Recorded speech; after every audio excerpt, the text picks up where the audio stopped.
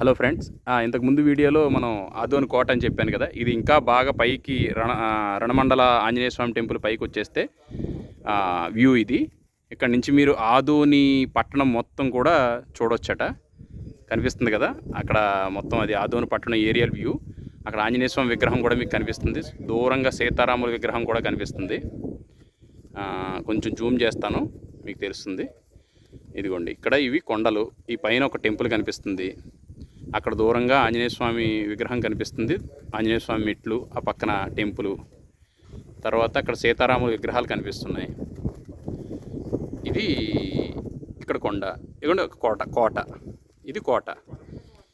ఇది రణమండల ఆంజనేయ స్వామి టెంపుల్. ఈ రణమండల ఆంజనేయ స్వామి టెంపుల్లో ఏంటంటే స్వామివారు ఇలా ఓపెన్గానే ఉంటారంట.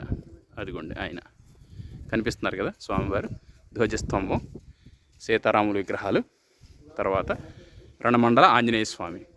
ఎందుకు అంటే స్వామివారి టెంపుల్ కట్టాలి అంటే ఒకే రోజులో పూర్తి చేయాలని ఉందట. ఒకే రోజులో పూర్తి చేయడం అసాధ్యం కాబట్టి ఇలా ఉంది.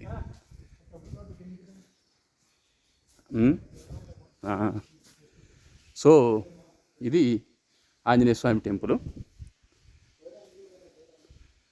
రణమండల ఆంజనేయ స్వామి టెంపుల్. కొండ పైకంటా వచ్చామండి మనం. ఇక్కడ సీతారాముల విగ్రహాలు, ఆంజనేయ స్వామిది చూడవచ్చు. చాలా బాగుంది ఈ ప్రదేశం అంతా కూడా. ఎప్పుడైనా వీలైతే ఆదోని కోటకు వచ్చి ఈ ప్రదేశాన్ని దర్శించండి. జై శ్రీరామ్, జై శ్రీ హనుమాన్, జై శ్రీ రణమండల ఆంజనేయ స్వామినే నమః.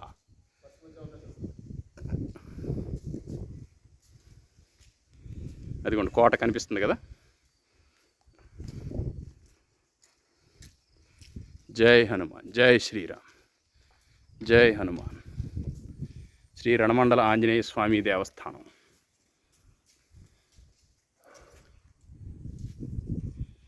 అది కోట అన్నమాట, ఆదోని కోట.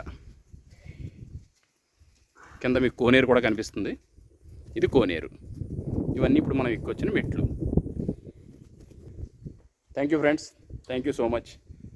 జై శ్రీ హనుమాన్, జై శ్రీరామ్.